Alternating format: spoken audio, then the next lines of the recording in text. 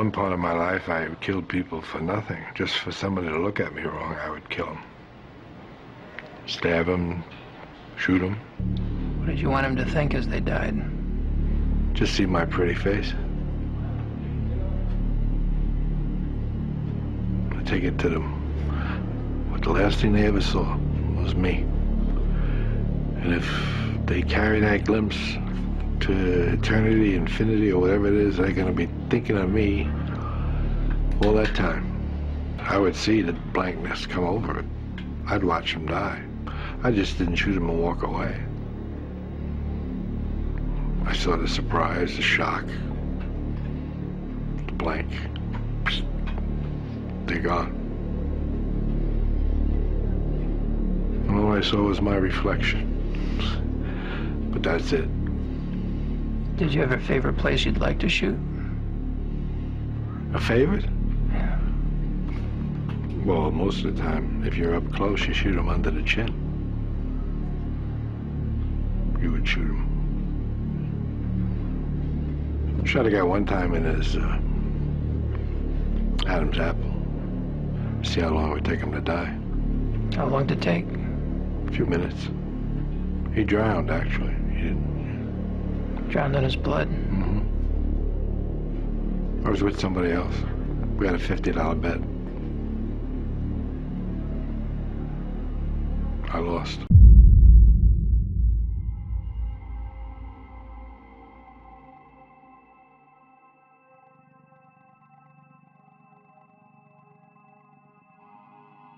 In 2006, I was a college student at ASU. I lived in an off-campus apartment on the ground floor, and it was a block off a major street here in Phoenix called Baseline. These details are important. In the summer of 2006, Phoenix, Arizona was plagued by two serial killers. One was the Phoenix shooter, who ended up being a team of two guys randomly shooting people, and the other was the Baseline killer, a rapist and murderer. Having two serial killers put the entire city on edge, and everyone was talking about it. I even saw articles in Time or Newsweek about the situation. So the fall of 2006 semester had just started. Now, you may have heard this, but Phoenix is hot in August. It would get stuffy in my apartment, and so I'd leave the window cracked a little because the morning air is nice. The blinds provided visual cover. Anyways, one morning, a strange sound woke me up. It was the crack of dawn around 4:45 a.m. and the sun was just barely coming up. The sound was a tapping sound, and it seemed intentional, but I thought it could be a bird or some branches or something trivial. I ignored it, and it went away for a bit. After about 90 seconds of silence, the tapping returned, and it was absolutely purposeful. In my mind, I thought it was my boyfriend, who thought it was cute to try and scare me sometimes. So I decided to be a bit of a brat and make him wait, but I was also getting really angry. How dare he pull a prank when I'm trying to sleep? This is just like him. I'm gonna give him a piece of my mind about disturbing my sleep like this. The tapping continued. At a certain point, I got up to get a glass of water, still being in the mindset of wanting to annoy my stupid boyfriend, who thought this would be funny. I saw some movement through the slit of the blinds, and I marched over and yanked the blinds so I could see. It was definitely not my boyfriend. I said very loudly, "What the fuck?" He sort of seemed to be taken back by my anger, but only slightly. The man I saw will be with me forever, or more specifically, his eyes and the feeling he gave me were insanely creepy. Honestly, words can't do justice to how terrifying his eyes were. They looked like black orbs with no white in them, and they were absolutely predatory. When I see pictures of Ted Bundy or Charles Manson, that's exactly what he looked like. Even if you saw a picture of how they looked, it's really different when you experience it in person. He was crouched down, like an umpire. He had dark pants on, a dark purple shirt, and a dark Nike hat. He had dark skin, though I thought he was Hispanic, but later found out he was a light-skinned black guy. Anyways, after I yelled what the fuck at him, he whispers to me, "Can I talk to you?" If you want to know how insanely creepy that is to hear, just whisper that sentence out loud to yourself right now. It still sends chills down my spine when I think of how that sounded. His hands suddenly moved towards his waist. I later learned that he would blitz attack his victims, and he probably had a gun. Now, this is a 3-second interaction at this point. For some reason, I thought of Ted Bundy and how he'd pretend to be crippled to target his victims. I thought of my mom telling me not to be nice to strangers. Don't be afraid to be a bitch. My thinking wasn't as calculated as that, but it was more of the processing of how I was dealing with the situation. So when he whispered that, I started yelling at him. "Hell no, get the fuck out of here, douchebag." I shut the window angrily and locked it. I laid back down and wondered if I had been too mean. What if he needed help? But then why would he be like tapping and whispering if he was in trouble? He probably was a creep after all. I was too annoyed to go back to sleep, but I sort of laid back down. I told my roommate about it an hour later, and she sort of jokingly asked if it could have been the baseline killer. When she said that, my heart sank. His face looked exactly like it did in the police sketches that were on billboards everywhere. The only problem is that those billboards showed him with dreads, and the man at my window had no dreads. Apparently he was some sort of disguise artist who would wear wigs, so updating the police sketch would have been a nice move, but they didn't. I called the Phoenix police, and the detective I talked to agreed that it sounded like his MO. The suspect would say something to throw off his target, and then he'd blitz attack. The detective said that my angry response probably made me seem like too much of a hassle and moved on.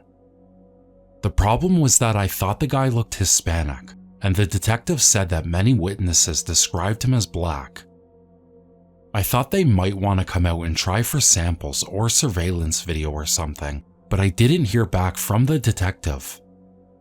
My parents freaked out, then got us knives, pepper spray, and put up signs. We tried to leave the apartment complex, and we learned another tenant had complained about the exact same thing. I never learned the details, but this idiot was apparently going around the damn complex trying to find a target. The stupid apartment wouldn't let us out of our lease, so we moved to a second-floor apartment right above our old unit.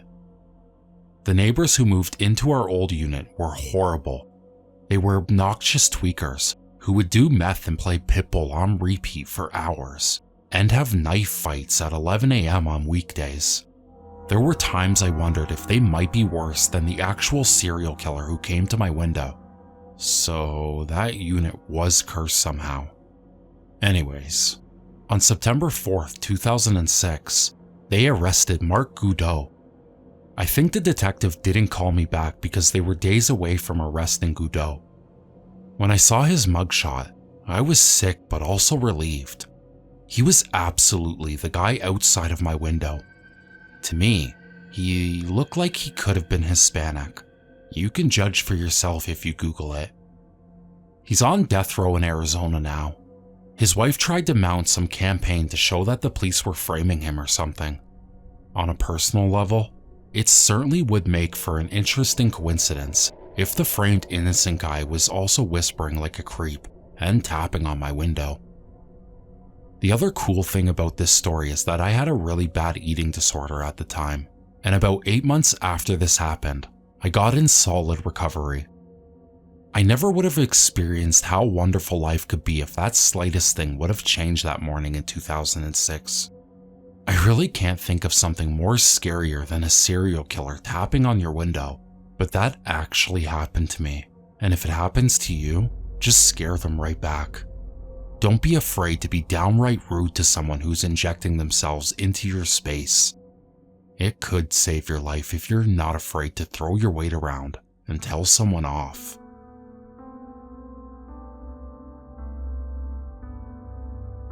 This takes place in October 1977. When my mom was 16, she ran away from her abusive home along with her friend Lisa. They ended up hitchhiking all the way to California. Obviously, this wasn't the brightest of plans, but given my mom's home life and past experiences, she didn't see how it could be much more dangerous than anything she'd already experienced. They had a pretty safe and uneventful trip across the country, finding friends and many truck drivers and other travelers. It wasn't until they reached California when this encounter happens. The Hillside Strangler, at first thought to be one assailant, ended up being two men who were caught and brought to justice for 10 murders. My mom and Lisa ended up meeting these two guys who were super nice to them. They crashed at their place for a few days and partied, but nothing bad had come of it at this point. The guys tell the girls that they're going to take them to Hollywood Hills and Sunset Boulevard to see the sights. Not being from the area, my mom had no idea that these areas were more crime-ridden at the time, especially considering that they were supposed to be sightseeing. My mom just really wanted to see where all the movie stars lived. That's when these guys take my mom and her friend to some restaurant and get them super drunk. It's also the first time my mom is introduced to and tries cocaine. After these underage girls are now completely high and drunk, they split off into pairs, and my mom's friend disappears with one of the guys. My mom is now hanging out with just one of her new guy friends. He then suggests that they stand on the sidewalk on Sunset Boulevard in the middle of the night, and if and when a car pulls up, she should get in and direct the driver to drive across the street to this dark parking lot. It isn't really until the first and only car pulls up and she gets in that she realized that this guy is prostituting her out. Keep in mind, these guys had been nothing but kind and respectful to my young mom and her friend for the past few days.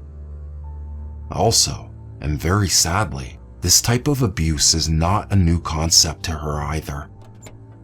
She gets into the car, and instead of pulling into the parking lot, he keeps driving straight. My mom explains that he's gone the wrong way.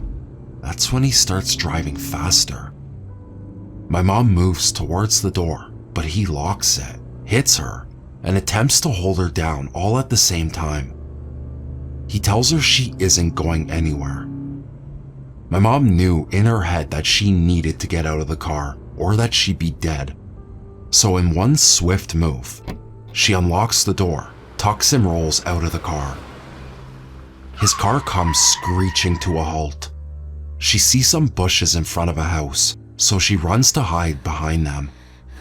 He's turned around looking for her, creeping along.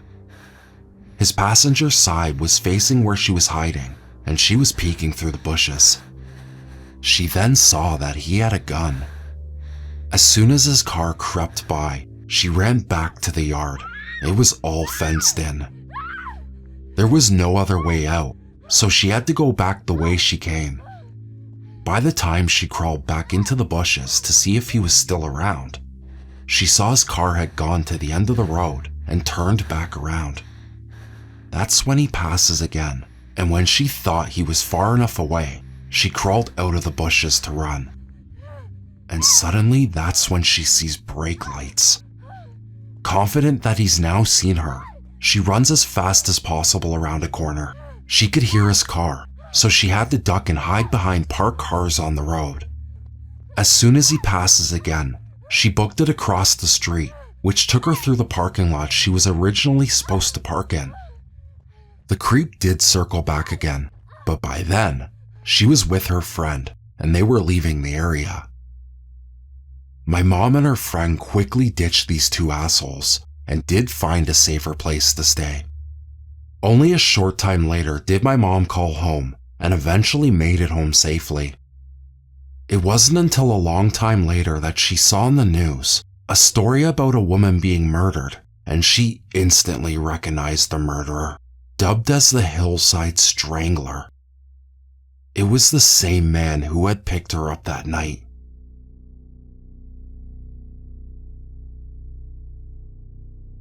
This is one of my favorite personal stories since everything turned out to be alright, but I still get chills thinking about how many different ways the night could have gone wrong. A few years ago, my friend Jane and I took a trip to Portland, Oregon. We're both from the south side of Chicago, and Jane was feeling pretty jaded with the city. She was convinced everything was better on the West Coast, including the people. So we flew out to Portland and rented a car, which we named Veronica. The day before we were supposed to fly back home, we took Veronica and drove up to Aberdeen, Washington to see Kurt Cobain's childhood home. After that, we drove down the coast, sightseeing along the way. We visited Astoria, Oregon to see the house from the Goonies and finished the day at Cannon Beach to check out Haystack Rock. All in all, it was a pretty nice day. Once it started to get dark, we decided to head back to our hotel, which was just under 2 hours away. I knew that I needed gas, so I told Jane I would stop at the first gas station I see. Cannon Beach is a small resort type of town, a lot of little shops and restaurants, but I didn't see any gas stations. Being from the city, I'm used to seeing 2 on every corner, so I wasn't really worried. I was expecting to find one soon. I am completely unfamiliar with the area, so I just keep following the GPS instructions while talking to Jane. Next thing I know, we're not in any type of town. We're on a dark, winding road surrounded by trees. At this point, I'm getting a little worried. I pull over to the side of the road to use the GPS to search for the nearest gas station. It tells me there's one about a mile down the road. Awesome. I'll get some gas and we'll be set. So, while I'm driving, Veronica tells us that we've arrived at our destination. I pull into a completely dark and empty gas station. We're still surrounded by woods and darkness. As far as I can tell, there's nothing around for miles. According to Veronica, we have about 10 miles worth of gas, and the nearest gas station is 30 miles away. So Jane and I are sitting there trying to figure out what to do when another car pulls in. I keep going about my business and don't really pay attention to the other car. I just assume they need gas too. Out of the corner of my eye, I see someone gesturing to me. After some hesitation, I crack the window to see what they want. There's a middle-aged man and his wife in the car. He starts asking us all kind of questions. Need to fill up? Coming from the beach? Driving back to Portland? I keep my answers polite but short. Then he tells us he actually owns the gas station we're at, but doesn't make enough money to keep it open that late. He tells us that he knows of a Chevron about 3 miles away and gives us directions for it. He gave us his number and says to give him a call in case we don't make it to Chevron. My name is Sam, the mechanic man. Let me know if you don't make it, and I'll come back to rescue you ladies. We thank him profusely and head out. Jane is going on and on how nice that was, and how that would never happen in Chicago. I agree, that was very nice, if odd of him. It was strange that he happened to be driving past his gas station at the same time we pulled in, but whatever. I make a joke about him calling his buddy at the gas station saying, "I'm sending 2 women your way." We make it to the Chevron, and this kid, 18 or 19 years old, comes out to pump our gas. He asks us how we're doing, then says, "There's a lot of weirdos out here tonight." Jane and I look at each other, and I let out a small laugh and say, "Ha, I told you." I turn back to the kid and ask him what he means. He tells me this story how his brother owes some drug dealer a ton of money and he's hiding somewhere nearby. He's planning on kicking the shit out of him once he gets off his shift. I can tell Jane is getting uncomfortable with the building weirdness of the night, so I give the kid a good tip, wish him luck, and start driving again. At this point during our conversation, Jane calls Sam the mechanic man and leaves him a voicemail. She tells him we made it to the gas station and how much we appreciated his help. A few minutes later, we're on the highway and about 10 minutes from our hotel. Jane's phone suddenly rings, and it's Sam. Again, she thanks him profusely. He starts asking her where we're from and when we're flying home. He tells her his name is Sam Glusty, and he wrote a book called Wrongly Accused, and that we should read it on our plane ride home. This piqued my interest. Jane, you have to look up that book to see what it's about. So she Googles it, when suddenly she goes limp and she looks like she's going to puke. What is it? He was accused of being the Green River Killer. Immediately, she starts freaking out. He has my number now. Back at the hotel, we do some more digging. Apparently, a victim of the Green River serial killer picks Sam out of the lineup. However, the real killer was caught and convicted based on DNA evidence. But around the same time in the 70s, Sam was convicted and served time for abducting and assaulting a young woman in the area we were in. The book he wrote was about all of that. We ended up stuck in Portland for 2 more days due to a snowstorm in Chicago.